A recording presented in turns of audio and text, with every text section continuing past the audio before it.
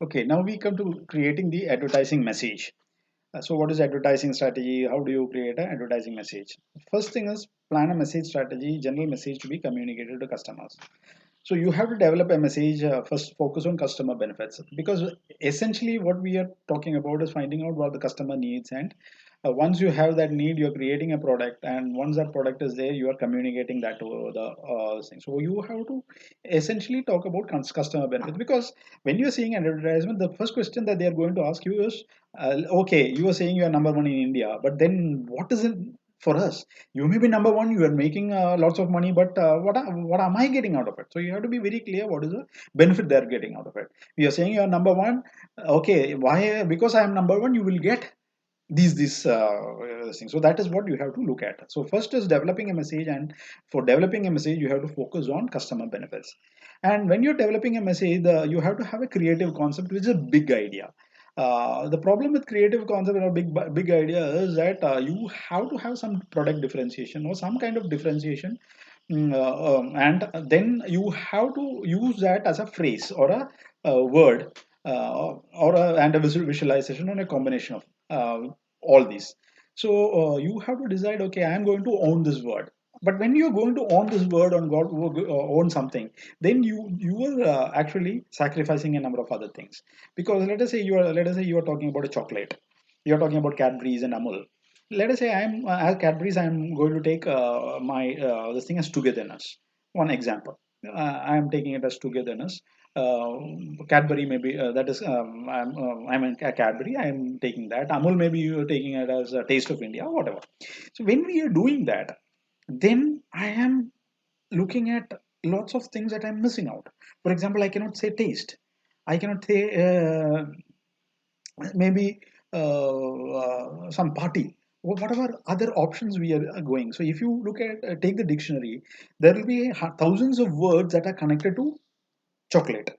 But instead from that, I am taking one word, which is togetherness, and I am going to give advertisements based on that. So my wordings will be based on that. So this is something that you are doing. Let us say you are talking about Federal Bank. I am saying that perfect banking partner. When I am saying perfect banking partner, I may be losing, leaving out lots of other things.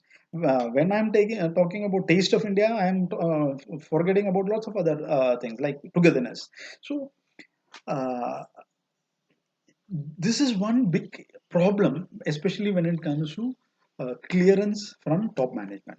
And when it comes to advertisement, you have to have the top management along with you. So you have to sell the big idea, the creative concept, to the top management. And once that creative idea is decided, then things becomes very easy, because there are lots of rituals connected to that. We had studied the Hofstede's onion model when we were talking about branding. There are lots of rituals connected to any word that is there, and that word can be used for this. For example, togetherness, we can show both, maybe a couple, they're sitting together on a Sunday afternoon and reading some novel or some interesting book, and they are having chocolate along with that. Maybe the mother and son walking along the rain, we are walking in the rain, having this thing, and then suddenly they take a break from the rain, they get into some thing, and they are sharing a chocolate, whatever. So you can have different visualized concepts. And then you have to have an advertising appeal which is very meaningful, believable, and distinctive. So you're using your rational appeal. When you're using a rational appeal, it should be meaningful, it should be believable, and it should be distinctive. It is not that you say something which is not believable, or which doesn't make any sense for that particular brand. So you have to be sure that what you're saying is meaningful for those people. Because you can have differentiation, but that differentiation may not make any sense, or it may not be able you may not be able to actually, it may not be very distinctive, and it may not be you may not be able to convey it in your advertisement also. So we said the perfume, we have a distinctive perfume, but how do you convey it? And certain things you may not be believable also. So these are the things that you have to look at when you plan a message strategy. What is advertising appeal, what is a big creative concept, and what is a message that you are clearly focusing. And then when it comes to advertising strategy, message execution, there are different ways, different if you look at your advertisements, TV advertisements, when you turn the big idea into an ad to capture the attention and interest of the target market, there are different things actually you can show. But tell you the truth, when the advertising professional, because I've been in advertising, when an advertising professional sits and plans out what is the kind of strategy that you're looking at, what is the kind of execution you're looking at, you don't actually think about all this. But when you think you do it, you're actually thinking about who's your target audience, what is his needs, and how can I tell them.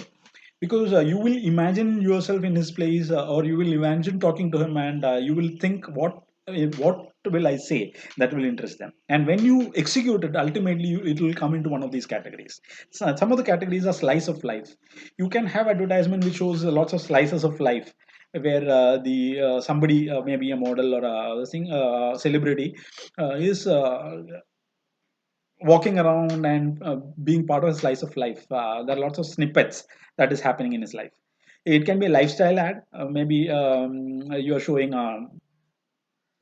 party, and typical high-end kind of party, which shows a lifestyle, and the product is very amenable to that kind of advertising.